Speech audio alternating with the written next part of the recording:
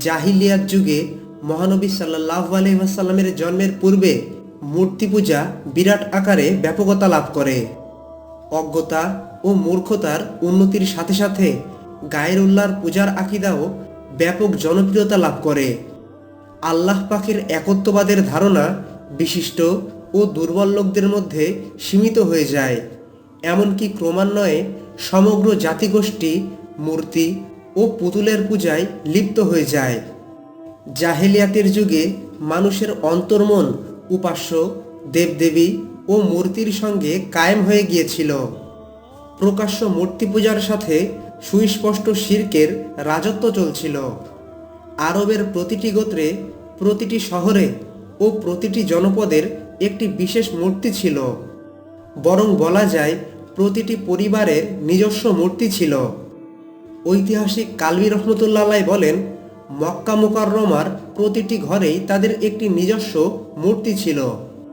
কোনো ব্যক্তি যদি মক্কায় ভ্রমণ করার ইচ্ছা করত, তাহলে রওনা হওয়ার সময় ঘরে তার সর্বশেষ কাজ হতো বরকত হাসিলের জন্য গৃহে রক্ষিত মূর্তিকে স্পর্শ করা, এবং সফর থেকে ঘরে ফিরেই তার সর্বপ্রথম কাজ হতো বরকত হিসাবে সেই মূর্তির পা ভক্তি ভরে স্পর্শ করা।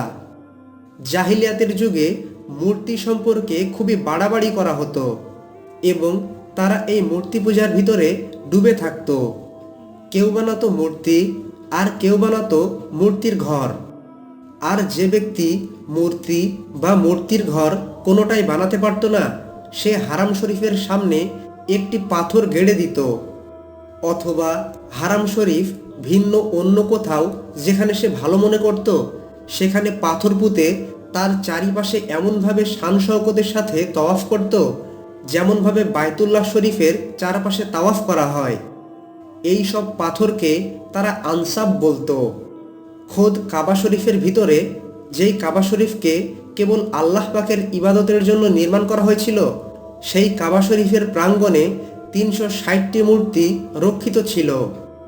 জাহিলিয়াত যুগের লোকজন মূর্তি ও দেবদেবীর পূজা করতে করতে এত দূরে পৌঁছে গিয়েছিল যে পাথর জাতীয় কিছু একটা পেলেই তারা পূজা করা শুরু করে দিত। ইমাম বুখারী রহমতুল্লাহ আলাইহি তার সহিহ গ্রন্থে আবু রাজা আল উতারিদি থেকে বর্ণনা করেন, আমরা পাথর পূজা করতাম। যদি ওই পাথরের চেয়ে ভালো ও উন্নত মানের কোনো পাথর পাওয়া যেত, তাহলে পুরাতন পাথরটাকে ছুঁড়ে ফেলা হতো এবং নতুন পাথরটাকে গ্রহণ করা হতো। আর যদি পাথর না পাওয়া যেত, তাহলে মাটির একটি ঢিবি বানানো হতো এবং সেখানে ছাগল এনে দুধ দহন করানো হতো। এরপর তারা তাওয়াফ করত। ইবনুল কালবি বলেন যে, কোনো ব্যক্তি ভ্রমণ করার সময় কোনো নতুন জায়গাতে অবতরণ করলে সেখান থেকে 4টি পাথর উঠিয়ে আনত। এরপর সেই 4টি পাথর থেকে সবচেয়ে ভালো পাথরটিকে উপাস্য দেবতা হিসাবে গ্রহণ করা হতো, আর বাকি 3টি পাথরকে হাড়ি বসাবার জন্য রাখা হতো। এরপর সেখান থেকে প্রস্থান করার সময় ওইগুলো ওখানেই ফেলে যেত। সারা দেশে কাফের মুশরিকদের যে অবস্থা ছিল, আরবদের অবস্থাও তার থেকে ব্যতিক্রম ছিল না। তাদের উপাস্য দেবদেবীও বহু ছিল। এইসবের ভেতর ফেরেশতা, জিন ও নক্ষত্রপুঞ্জ সবই শামিল ছিল। ফেরেশতাদের সম্পর্কে তাদের বিশ্বাস ছিল এই যে তারা হচ্ছে আল্লাহ পাকের কন্যা সন্তান। এই জন্য তারা ফেরেশতাদের কাছে সুপারিশ কামনা করত। তারা তাদের পূজা করত এবং তাদেরকে ওসিলা হিসাবে গ্রহণ করত। জিনদেরকে তারা আল্লাহ পাকের শরীক মনে করত, তাদের শক্তি ও প্রভাবের ব্যাপারে বিশ্বাস করত এবং জিনদেরকে পূজা করত। ঐতিহাসিক কালবি রহমতুল্লাহ আলাইহি বর্ণনা করেন, খুজাআ গোত্রের একটি শাখার নাম ছিল বনু মলিহ। তারা জিনদের পূজা করত।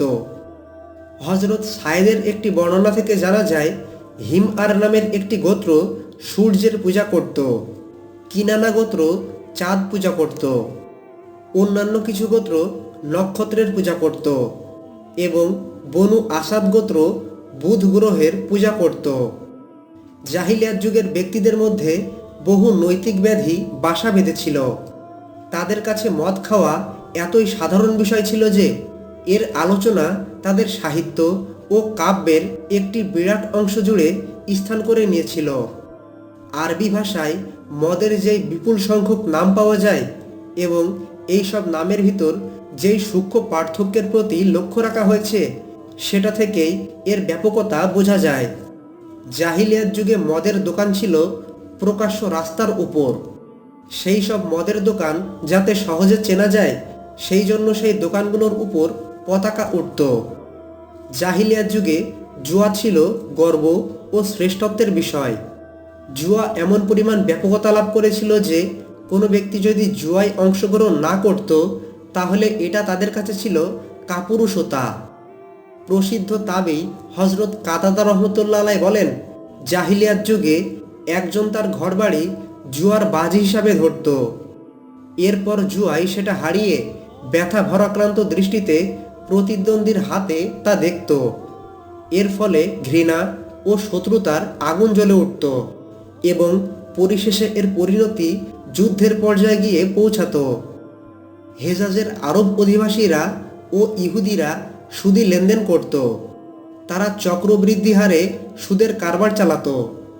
এই ব্যাপারে বড়ই নিষ্ঠুরতা ও হৃদয়হীনতার অভিব্যক্তি ঘটত। জাহিলিয়াত যুগে ব্যভিচারকে খুব একটা দোষের মনে করা হতো না। আরবদের জীবনে এই ধরনের ঘটনার অভাব ছিল না। জাহিলিয়াত যুগের ব্যভিচার সম্পর্কেও রকমারি পদ্ধতি প্রচলিত ছিল। এই জন্য পেশাদারী মহিলাও ছিল এবং আলাদা আলাদা পতিতালয়ও ছিল। শুঁড়িখানাগুলোতেও ব্যভিচারের জন্য ব্যবস্থা ছিল। জাহিলিয়াত যুগে নারীর মর্যাদা কেমন ছিল সেটা সম্পর্কে আমরা মোটামুটি জানি। মহিলাদের প্রতি নির্দয়তা ও নিষ্ঠুরতা ছিল একটি সাধারণ বৈধ ব্যাপার। জাহিলিয়াত যুগের পুরুষেরা মহিলাদের সম্পদকে তাদের নিজের সম্পদ মনে করত। ওয়ারেস হিসাবে মৃত ব্যক্তির পরিত্যক্ত সম্পদ থেকে মহিলারা কোনো অংশ পেত না। স্বামী মারা গেলে কিংবা তালাক দিলে পছন্দ অনুযায়ী দ্বিতীয় বিবাহ করারও অধিকার ছিল না। পুরুষেরা তাদের অধিকার কড়াইগণ্ডায় আদায় করে নিত, কিন্তু মহিলারা তাদের অধিকার আদায় করে নিতে পারত না। এমন অনেক খাদ্যদ্রব্য ছিল যেগুলো শুধুমাত্র পুরুষদের জন্য নির্দিষ্ট ছিল, কিন্তু মহিলারা সেটা খেতে পেত না। এমনই ছিল জাহিলিয়াত যুগ। এরপর একসময় মহান আল্লাহ পাকের অশেষ অনুগ্রহে হুজুরে পাক সাল্লাল্লাহু আলাইহি ওয়াসাল্লাম দুনিয়াতে আগমন করেন। জাহিলিয়াত যুগে মূর্তি পূজা, সামাজিক ব্যাধি ও নারীর মর্যাদা এমনই ছিল। জাহিলি যুগের যৌনাচার, মূর্তি পূজা ও নারীদের অবস্থা কেমন ছিল তা জেনে আশা করি আপনারা অনেক উপকৃত হয়েছেন। আসসালামু আলাইকুম ওয়া রাহমাতুল্লাহি ওয়া বারাকাতুহু।